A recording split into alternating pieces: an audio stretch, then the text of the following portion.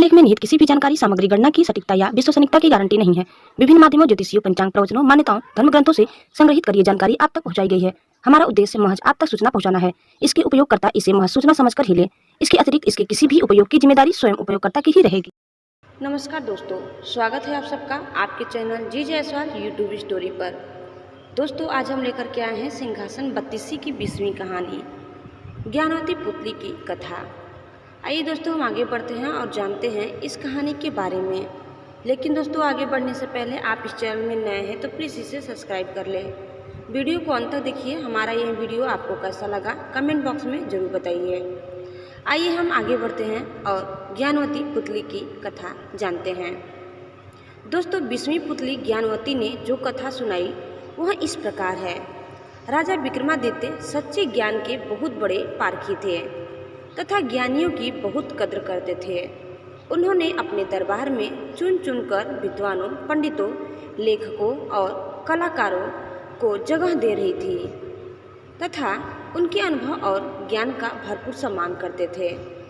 एक दिन way one में किसी कारण विचरण कर रहे थे तो उनके कानों में दो आदमियों की बातचीत का कुछ अंश पड़ा। उनकी समझ में आ गया कि उनमें से एक ज्योतिषी है तथा उन्होंने चंदन का टीका लगाया और अंतर्ध्यान हो गए। ज्योतिषी अपने दोस्त को बोला, मैंने ज्योतिष का पूरा ज्ञान अर्जित कर लिया है और अब मैं तुम्हारे भूत, वर्तमान और भविष्य के बारे में सब कुछ स्पष्ट बता सकता हूँ। दूसरा उसकी बातों में कोई रुचि न लेता हुआ बोला, तुम मेरे भूत और वर्तमान से पूरी तरह परिचित हो, इसीलिए सब कुछ बता सकते हो और अपने भविष्य के बारे में जानने की मेरी कोई इच्छा नहीं है। अच्छा होता तुम अपना ज्ञान अपने तक ही सीमित रखते। मगर ज्योतिषी रुकने वाला नहीं था।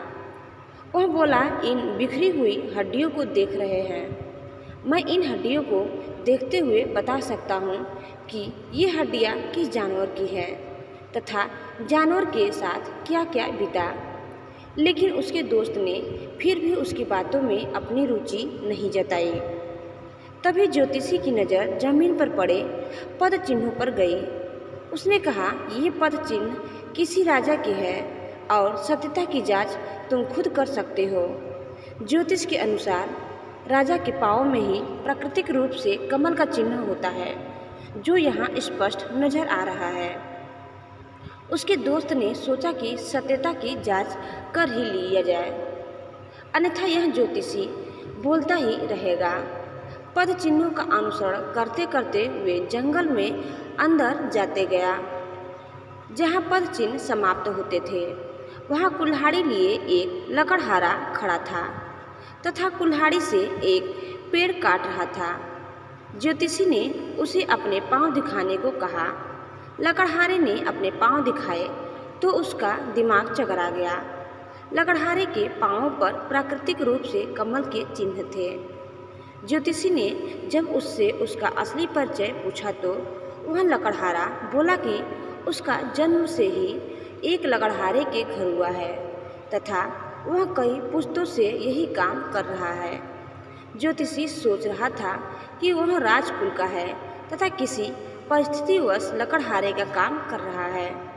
अब उसका विश्वास अपने ज्योतिष ज्ञान से उठने लगा। उसका दोस्त उसका उपहास करने लगा तो वह चिढ़कर बोला, चलो चलकर राजा विक्रमादित्य के पाँव देखते हैं। अगर उनके पाँव पर कमल चिन्ह नहीं हुआ तो मैं समूचे ज्योतिष शास्त्र को झूठा समझूंगा और मान लूँगा कि मेरा ज्योतिष अध्ययन बेकार चला गया। वे लकड़हारे को छोड़ उज्जैन नगरी को चल पड़े।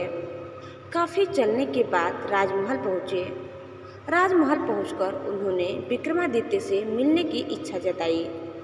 जब विक्रम सामने आए तो उन्होंने उनसे अपना पैर दिखाने की प्रार्थना की। विक्रम का पैर देखकर ज्योतिषी सन्न रह गया।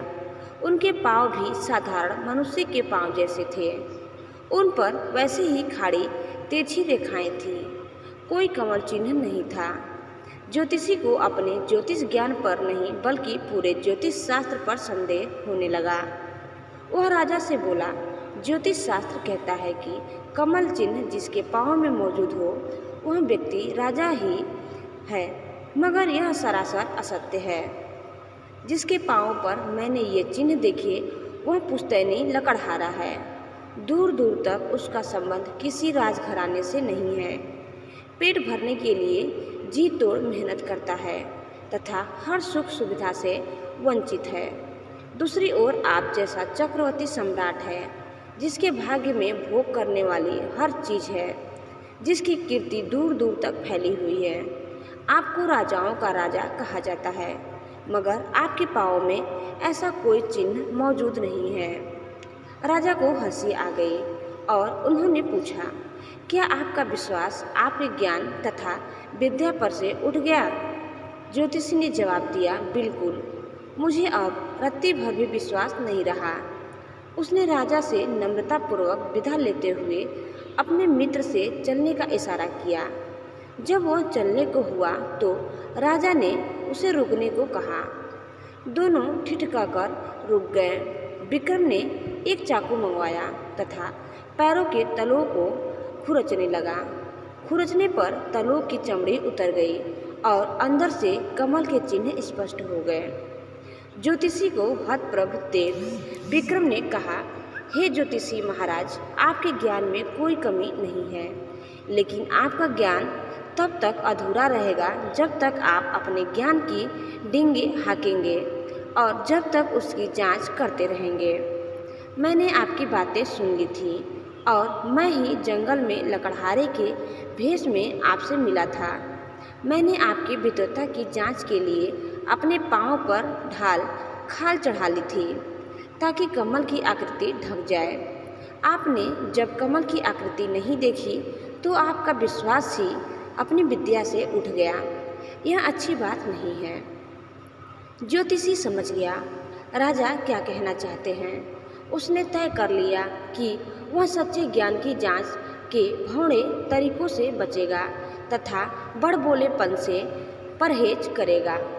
तो दोस्तों, आपको हमारी यह कहानी कैसी लगी हमें कमेंट बॉक्स में ज़रूर बताइए और आप इस चैनल में नए हैं तो प्लीज़ इसे सब्सक्राइब करना न भूलें।